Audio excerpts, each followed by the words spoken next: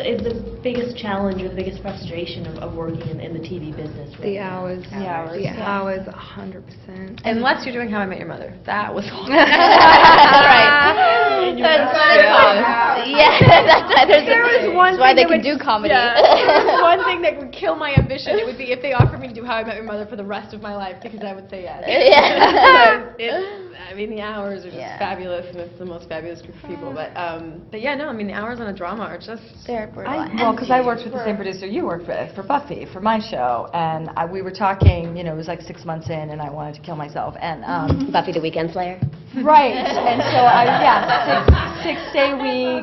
six-day weeks, and just like, you know, and when you're the lead, you're screwed, like completely screwed. I mean, there's no... Did I mention I'm playing twins?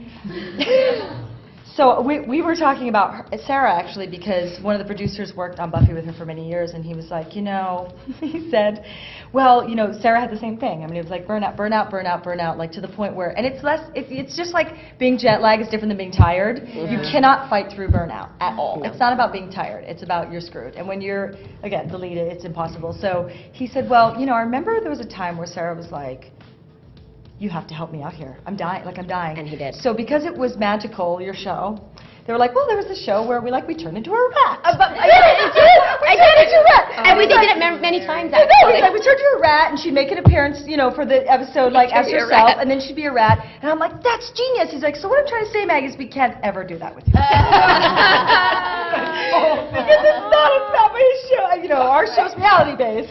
So you could surely get hit in the head and go into a coma. You would think, right? I mean, you get abducted or do that to myself. They'd have to write around it. Purposely break it like don't think it has to cross my mind. That's the one thing I'm grateful for, is that I don't have the stunts anymore. Like in the pilot of Ringer, I was the one that got knocked down. My entire stunt was getting knocked to the ground.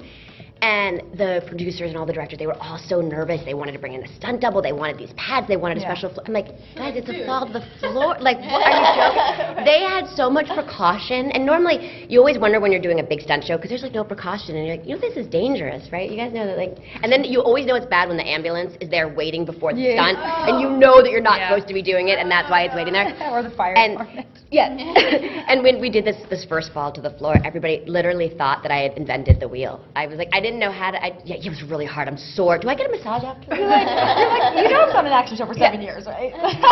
7 seasons. So yeah, I didn't need to tell them. Don't tell them. Yeah.